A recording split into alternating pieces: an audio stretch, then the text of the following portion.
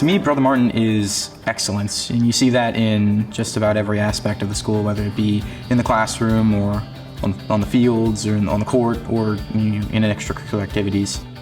Being in honors classes definitely challenges me to strive for greatness and prepares me for the next level of school, which is college. I feel like educating young men for life means that we're educating more than just the content in the math classroom, the content in the English classroom. We're educating them beyond college what it means to be a man in today's world. Brother Martin is the best fit for my family because you feel included here and it feels like everybody is welcome.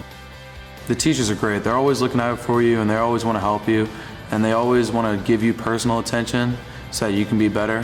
When they leave our walls, they can handle whatever the world sends them. And that doesn't always mean academics in college. It means when life is tough, they always have a grounding of the things that they learned here to help them deal with their life. To me, Brother Martin lives its mission statement that we form young men through an academic excellence in a caring environment that is steeped in Catholic tradition and the tradition of the Brothers of the Sacred Heart to meet the needs of a changing world. The mission and the philosophy of the Brothers is woven into everything that we do here.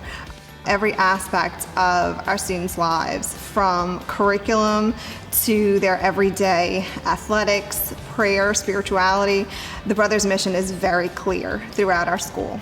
Brother Martin is the best fit for my family because the values that are important to us are reflected in the school family. The faculty and staff are very friendly, very open. I think the one thing that impressed me the most is that they knew my name every time I came on campus. Being here at Brother Martin, learning that God does love you, learning that your faith life is something that's extremely important and can carry you through those hard times, to me that's educating young men for life. They are special kids because they've come here to get an education and to get a life, and that means that we owe them everything we can give them every day.